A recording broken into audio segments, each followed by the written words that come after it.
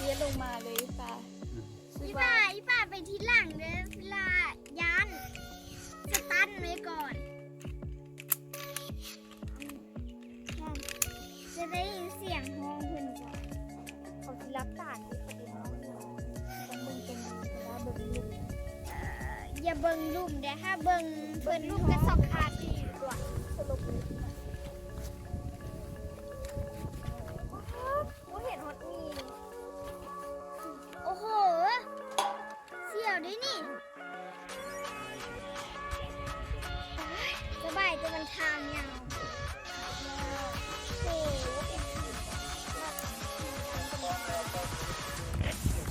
เย้เยี่ยมเลยสวดเลย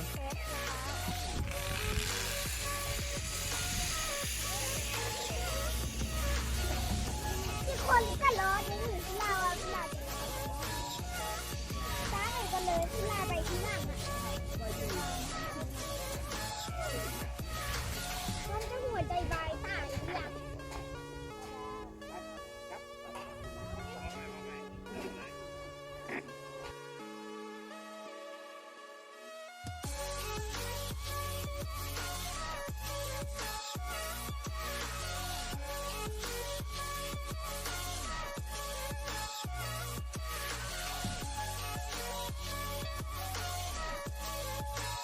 เป็นยังไงเนี่ยบ่ นายานมาตกลงลุงขนาดแต่ยานจะตกเอ็นใส่เสียบคาน ตอนนี้เนาะชนะกับผ่านด้านหนึ่งมาได้เน้องผู้ชมเนาะสลิงโคตรยาวกับลมคาสลิงเนาะเดี๋ยวเขาถ่ายลิตาพิลาแล้วก็อีป่าเนาะ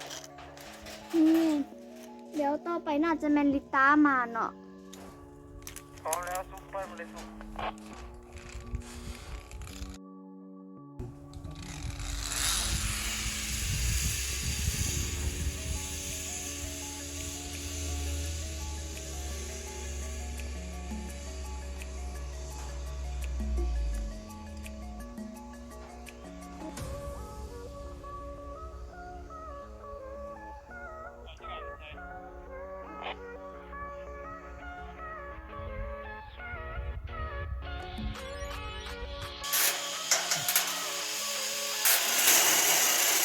โอ้น้ำตาแม่งหมาโคตรไวไม่ได้ยินอย่างเลย มีแต่ เป็น ล ยั ม งไง พัด นวดบ่ดี เนี่ย ไหม อันลมพัดหน้าเขานะแปรแปรแปร เกือบไม่ได้ยินแล้ว ลมพัดหน้าเนาะมันยาวก่อนแล้วแบบที่หลองข้างหลังมันเป็นจุดๆๆ แล้วก็ต่อแล้วไป ๆ อย่างเงี้ยมันมี มายุบยาวตอนท้าย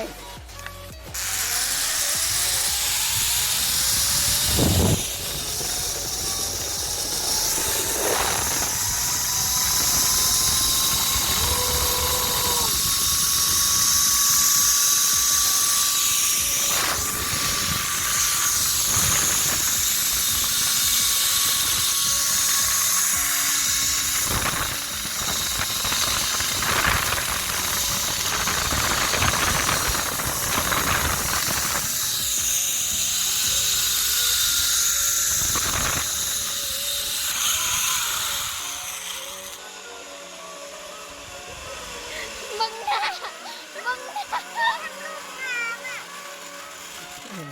เอาพี่ลาเรามีใหญ่ปลาสไปเดอร์แมนเดี๋ยวเราบยานโอ้ยตกกับพี่เกาะเห็นขาสั่นดึกดึกดึกดึก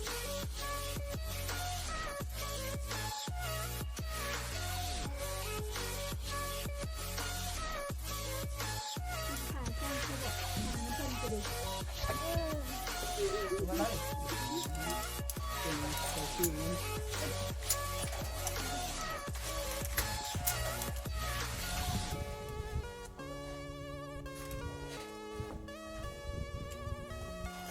เกาะตัวนี้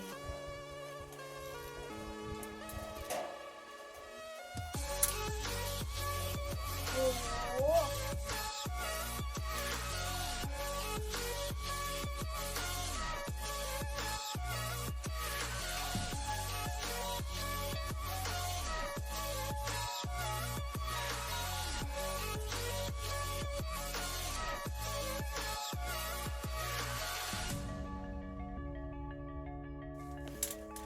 เก่งแต่เรามีไอ้คุ้มครองอยู่เบิ่งเพิ่น สไปเดอร์แมนเดี๋ยวก่อนนะเรื่องนี้สไปเดอร์แมนคุ้มครองอีกมีไอ้คุ้ม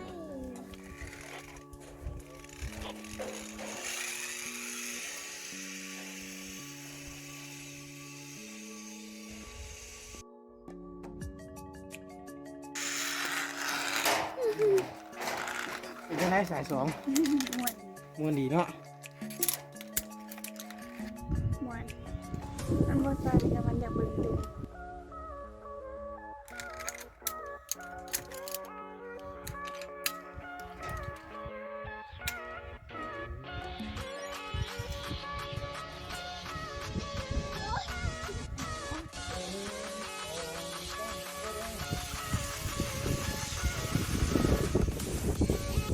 เห็นบอกจะห้องไหน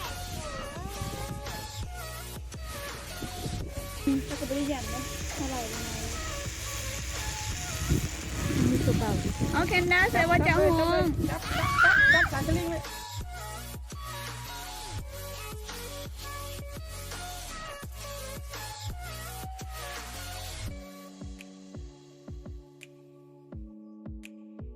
มันสายจังเลยนะ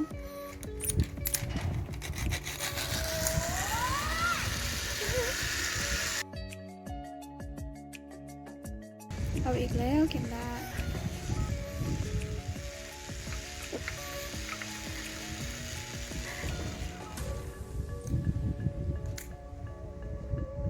ไปกันจะไป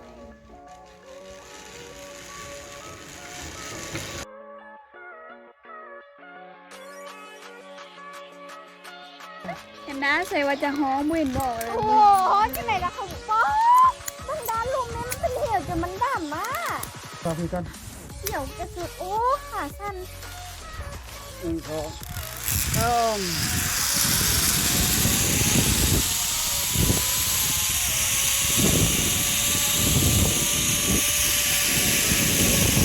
แล้วเห็นไหม ตาขึ้นตาขึ้น ชิวๆบนนะตอนนี้ชิว งามได้มี ๆงามพักเงียบแตกเลยแต่ ขาสั้นอีกแล้ว เราลงเราลง ไม่ มา ต ทาง ร นี้ ง เลย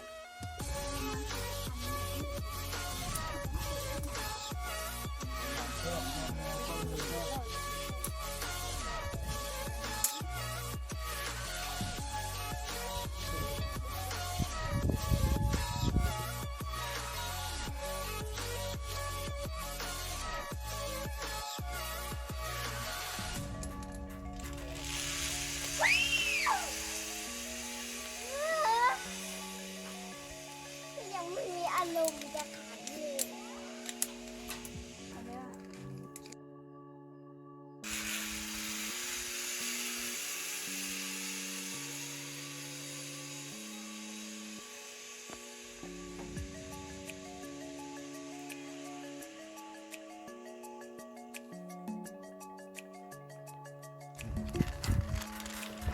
1 2 3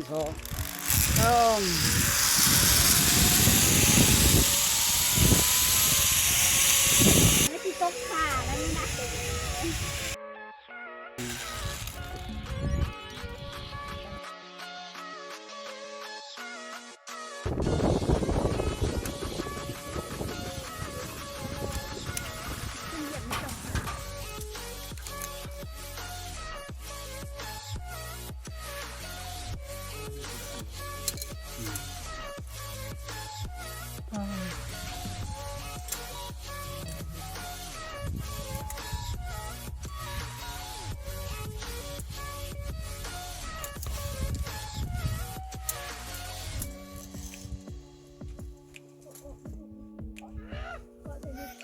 โอ้ยยัง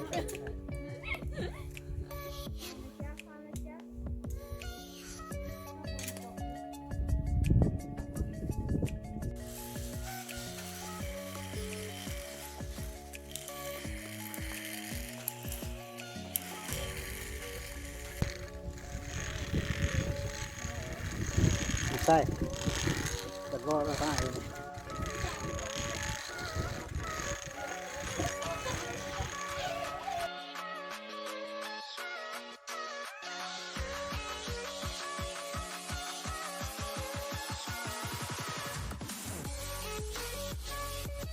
ได้กับเป็นวัน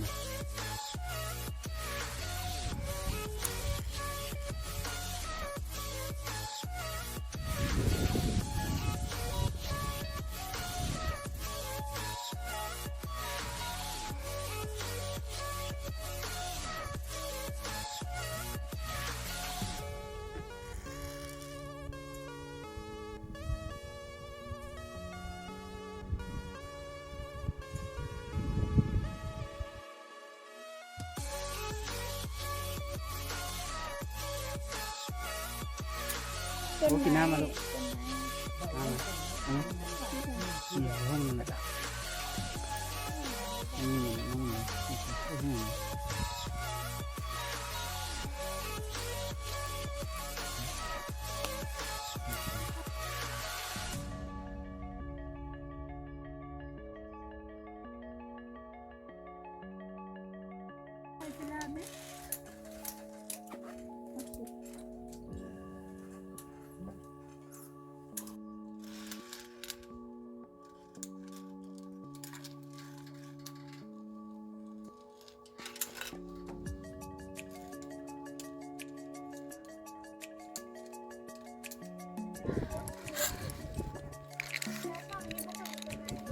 เดี๋ยวย่างมา โอ้ยอย่าโยะทานได้จะยางแหง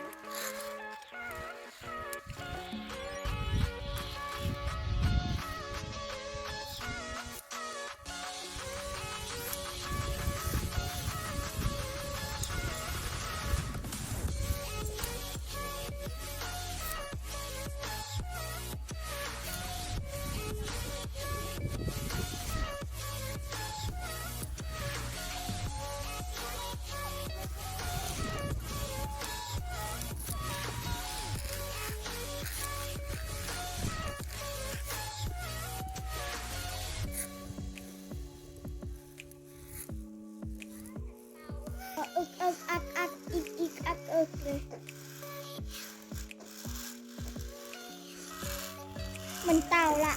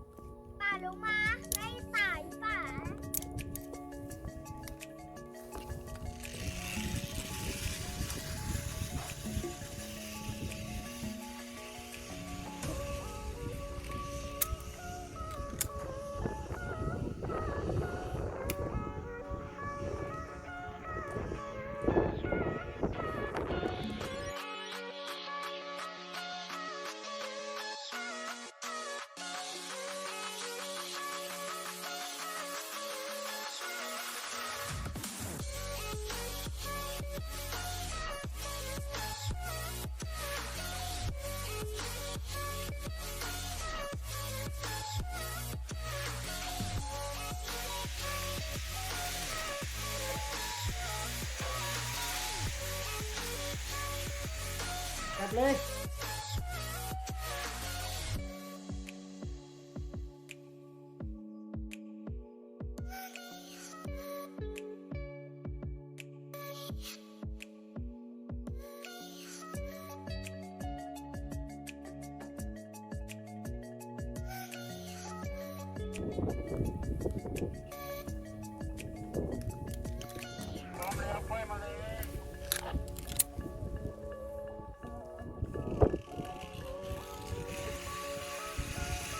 มาลงมาเล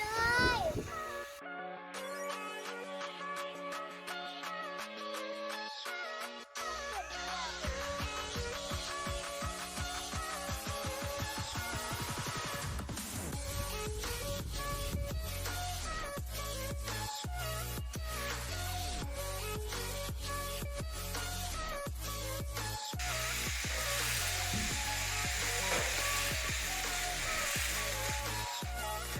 อยู่ที่ไหนกันนี่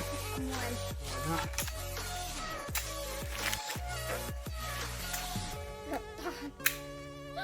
สุดพร้อมแล้วสุดไปมาเลย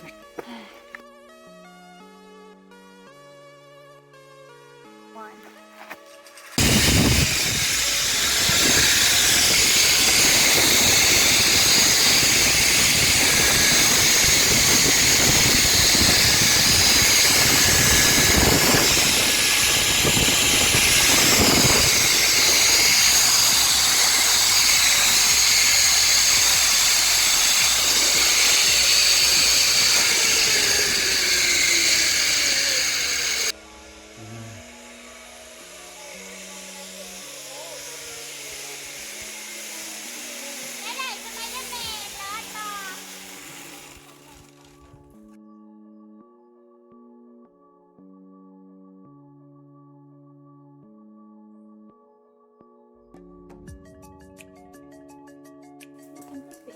เดี๋ยวให้พักขึ้นมา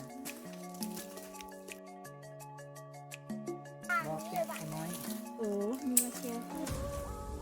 ค่อยจับไป อีเจละ เอ็กยังมาต้องถึง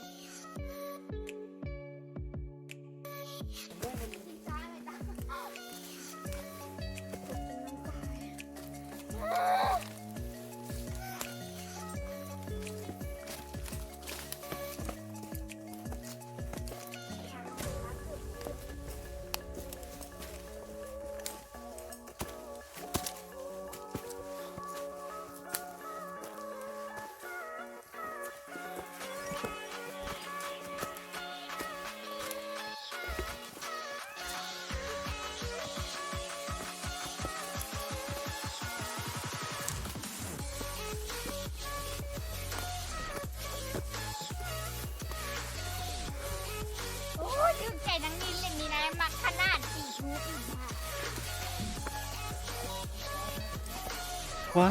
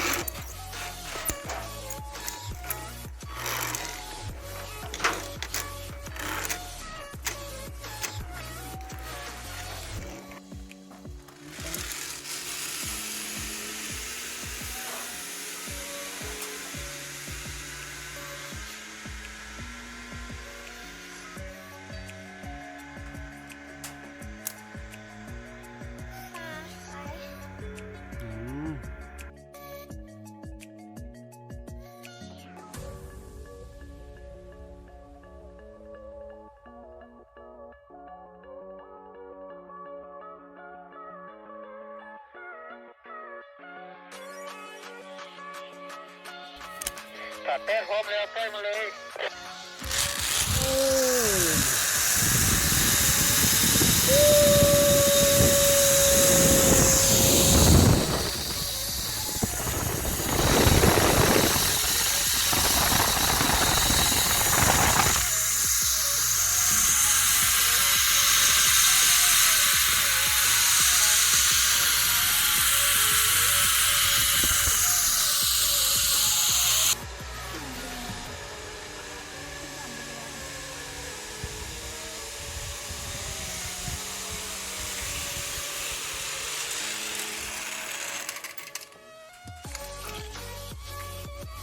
นาบอกผ่านให้ไปมากับบทเขาไปแล้วตอนนี้เนาะชนะการขี่สลิงครบหมดแล้วเนาะเหลือแต่งางปลาขึ้นเหนือเนาะท่านผู้ชมกิจกรรมนี้มวนหลายเนาะถ้าใครมากันประสนไทยแบบนี้เนาะหรือว่าขี่สลิงปิ่นผู้ปิ่นผ่านเนาะแล้วแนะนำให้มาที่ภูผามาเลยเนาะผู้ชมเนาะสุดอีหลีเนาะผู้ชมเนาะเลิศแหงคลิปนี้ชนะกาขอลาไปก่อนท่านผู้ชมเนาะบ๊ายบายอย่าลืมกดไลค์กดแชร์ให้ได้เด้อแล้วก็อย่าลืมติดตาม EP ต่อๆไปเนาะว่าชนะจะไปเที่ยวใส่แดนแล้วจะไปพักที่ใส่แดนเนาะบ๊ายบาย